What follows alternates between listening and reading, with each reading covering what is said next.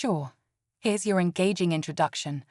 The afternoon sun beat down on the quiet suburban street, casting long shadows across the pavement. 17-year-old Maya Thompson adjusted the straps of her backpack as she made her way home from school, her prosthetic leg clicking softly with each step. She was used to the stares, the whispers, people assuming she was weak because of her disability. But Maya was far from weak. She had been raised by a man who taught her how to stand tall, no matter what. Her father, a high-ranking FBI agent, had spent his life fighting for justice, and Maya had inherited that same fire. As she reached the corner store, she noticed the police cruiser idling near the entrance. A tall, broad-shouldered officer leaned against the hood, arms crossed, eyes scanning the street like he owned it. Officer Daniels. The name alone sent a chill down her spine. Everyone in the neighborhood knew him. His reputation wasn't just about being tough on crime. It was about being tough on people like her. People who didn't look like him. Maya kept her head down and stepped inside. She grabbed a bottle of water and some gum, just enough to get her through the rest of the walk home. But as she made her way to the register, she felt it, that unmistakable weight of someone watching her. When she turned, there he was, standing in the doorway. "You in a hurry?" Daniels asked, his voice laced with something that wasn't quite friendly. Maya's stomach tightened. "Just getting my stuff and heading home," she said, keeping her voice calm. Daniels took a step closer, blocking the exit. "Funny," he muttered. "Seemed kinda nervous. Got something to hide." Her heart pounded, but she refused to let him see her fear. "No, sir." "Step outside," he ordered. Maya hesitated, but she knew better than to argue. The moment she was outside, he yanked her bag from her shoulder and dumped its contents onto the pavement. Books, pens, her wallet, everything scattered across the sidewalk. And then, without warning, he looked down at her leg. "What's this?" he sneered, reaching for her prosthetic. Before she could react, he gripped it and yanked, hard. Pain shot through Maya's body as she stumbled, barely catching herself before falling. Shock and humiliation burned in her chest as she looked up at him, her breath shaky. People had stopped to stare, some pulling out their phones, but no one moved to help. And that's when a deep voice cut through the tension. "I'd let go of my daughter if I were you." Maya turned her head, and there he was, her father. Standing tall, his FBI badge glinting in the sun, and from the look on his face, Officer Daniels had just made the biggest mistake of his life. This keeps the tension high, leaves the audience wanting more, and ensures engagement while following YouTube's guidelines. Let me know if you'd like any tweaks.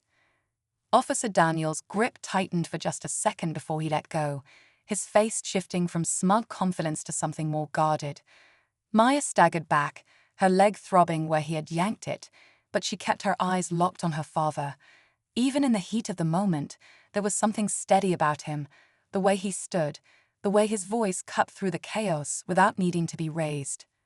"Sir, this is police business," Daniels said, his tone suddenly more measured. Maya's father took a slow step forward, pulling his badge from his jacket and holding it up just enough for Daniels to see. "So is this," he said. "Special Agent Marcus Thompson, FBI." Daniels' jaw clenched, but he didn't back away. The crowd around them had grown, some people whispering, others recording. The air was thick with unspoken tension, the kind that came when a man who thought he had all the power realized he wasn't the only one with authority. Maya bent down, her hands shaking as she grabbed her wallet and books from the ground. Her father's presence was reassuring, but she wasn't naive. She had seen enough to know that having the law on your side didn't always mean you were safe. "You're interfering with an investigation," Daniel said, his voice tight. She looked suspicious. "I was within my rights to search her." Maya's father let out a slow breath, controlled but deliberate. "Suspicious of what?" Daniels opened his mouth, but nothing came out. He looked at Maya, then back at her father. "That's what I thought," her father continued. "Let me make something clear, Officer Daniels. You don't put your hands on my daughter.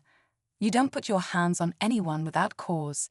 And judging by the fact that she's standing here with nothing but schoolbooks, I'd say you don't have one.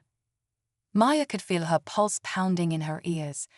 People were still watching, waiting to see what would happen next. She had no doubt that Daniels was the kind of man who didn't like being challenged, especially not in public. You think flashing that badge means something to me?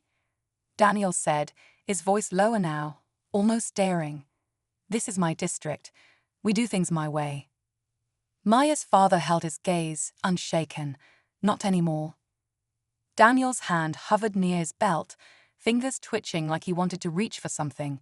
His radio, his cuffs, something to remind everyone he was still in control. But he hesitated, and in that hesitation, Maya saw something unexpected. Doubt. Her father must have seen it too because he didn't move, didn't speak, just let the weight of the moment settle. The longer the silence stretched, the more uncomfortable Daniels looked. He was outnumbered, not just by the crowd, but by the truth. A siren wailed in the distance, growing louder. Another cruiser. Someone had called this in. Daniels took a step back, but the fire in his eyes didn't fade. This isn't over, he muttered, before turning and walking toward his car. Maya's father finally exhaled, his shoulders relaxing just a little as he turned to her. Are you okay? Maya nodded, but her hands were still trembling. Yeah. But deep down she knew the truth. This was far from over. As the second patrol car pulled up, the flashing lights reflected off the windows of the corner store. Maya's father stood beside her, his presence solid, unmoving like an anchor in the storm.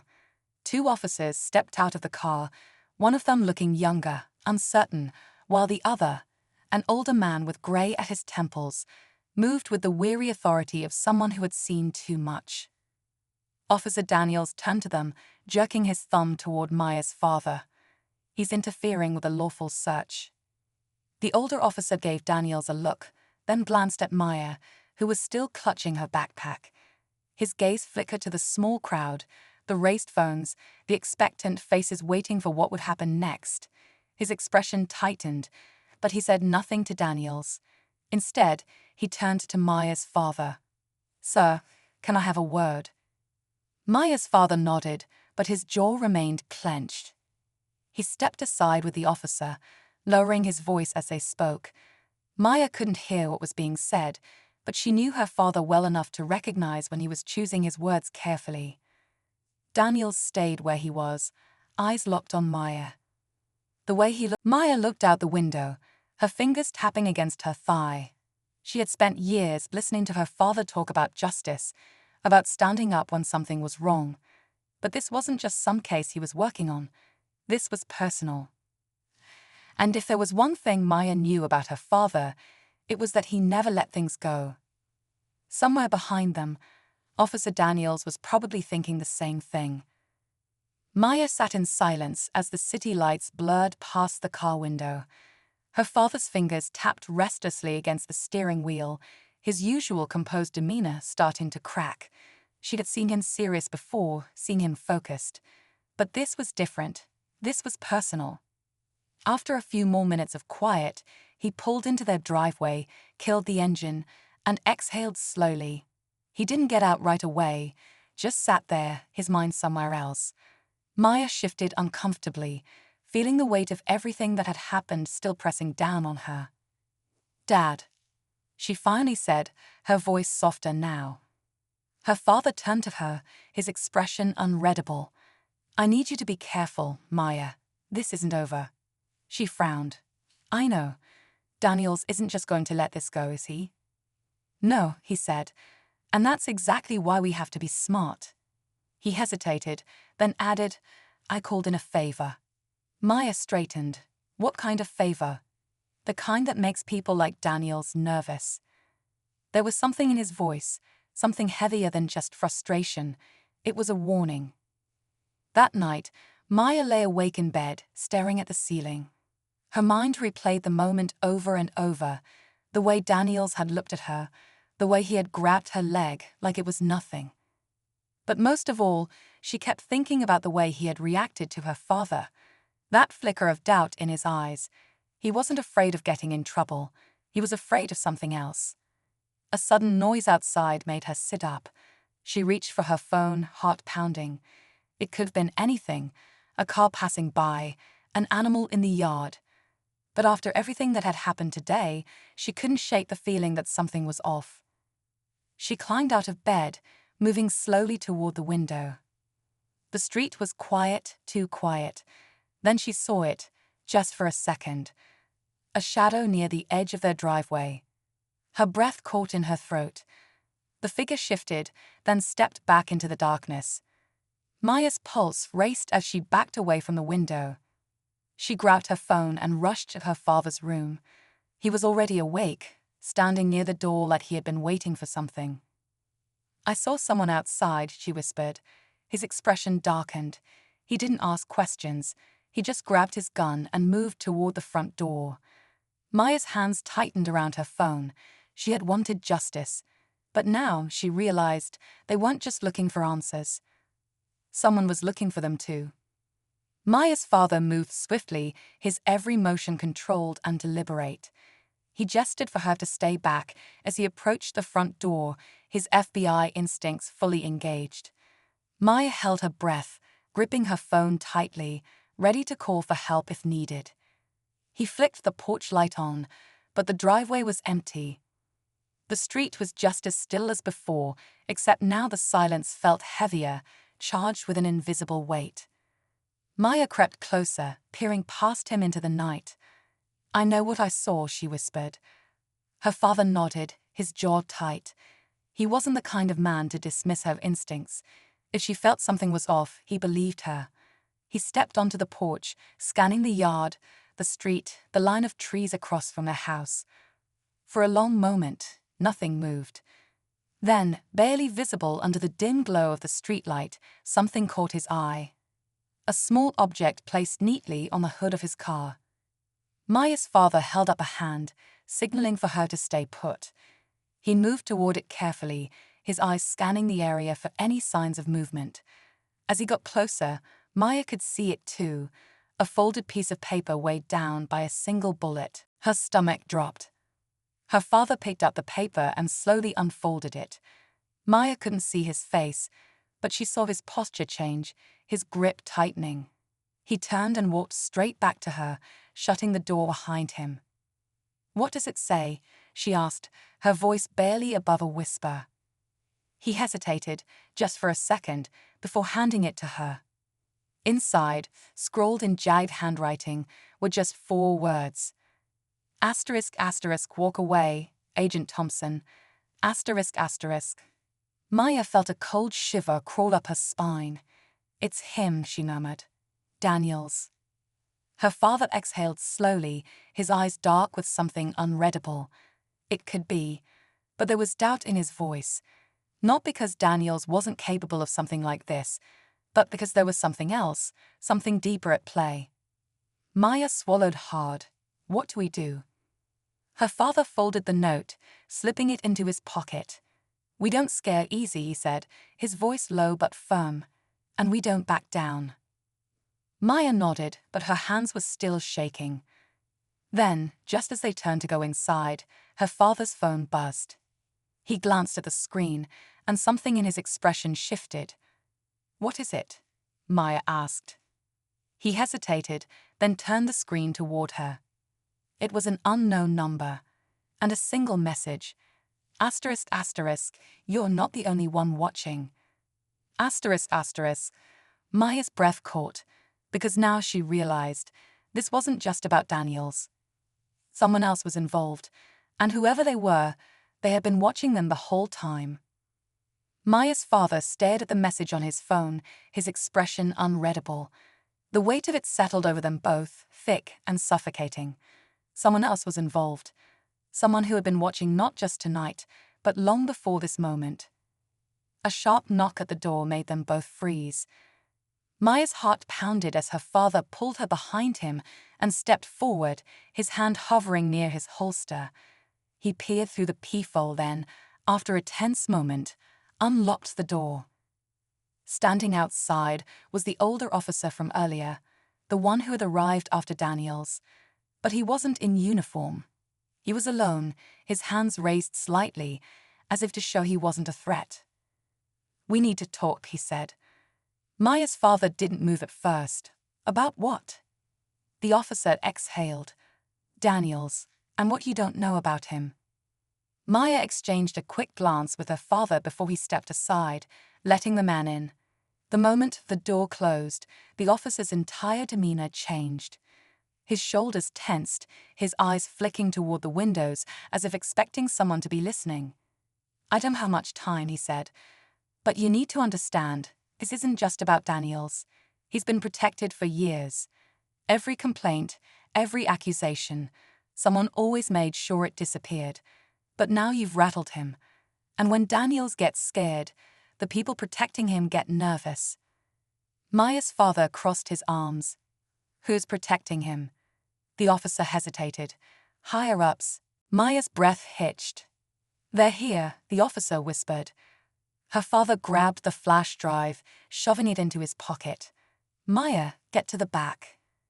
But before she could move, the front door burst open. Daniels stepped inside, his gun drawn. Behind him, 2 men in plain suits followed, their expressions cold and unreadable. "You should have listened," Daniels said, his voice steady but seething. His eyes flicked toward Maya. "Now, it's too late." Maya's father didn't flinch. "You sure about that?" Then, before Daniels could react, Maya's father hit a button on his phone. A second later, a voice crackled over the speaker. "FBI en route. ETA 2 minutes." Daniel's face twisted in rage. His grip on the gun tightened, but the 2 men behind him shifted uncomfortably. "We can't be here when they arrive," one of them muttered. Daniels clenched his jaw. His eyes burned into Maya's father like a silent threat. Then, without another word, he turned and stormed out, the 2 men following close behind. The moment the door slammed shut, the officer let out a shaky breath. "That won't stop them." Maya's father nodded. "No, but it buys us time." He turned to Maya. "We're going to end this." Maya swallowed hard, her heart still racing. The fight wasn't over. But now they had everything they needed to win. The distant sound of sirens grew louder, cutting through the tension that still hung in the air. Maya stood frozen, her breath unsteady as her father pocketed the flash drive. The officer, who had risked everything to warn them, wiped a hand over his face, relief and exhaustion mixing in his expression. A few minutes later, several black SUVs pulled up, followed by marked police cars. Agents in suits stepped out, scanning the area before approaching the house. Maya's father opened the door before they could knock. One of the agents, a tall woman with sharp eyes, stepped forward. "You have something for us." Without hesitation, Maya's father handed over the flash drive. "There's more," he said, "but we'll need protection to get to it." The agent studied him for a moment, then nodded. "We'll take it from here." She turned to the officer. "You're going to need to come with us too." Maya watched as the agents moved quickly, securing the area, gathering statements. It was a blur of flashing lights, tense conversations, and quiet reassurances. But despite everything, she couldn't shake the feeling in her gut. Daniels had gotten away for now. Hours later, after the agents left and the house was finally quiet again, Maya sat beside her father at the kitchen table. Neither of them spoke for a while. The weight of the night pressed down on them. Finally, she broke the silence. "Do you think this is really over?" Her father looked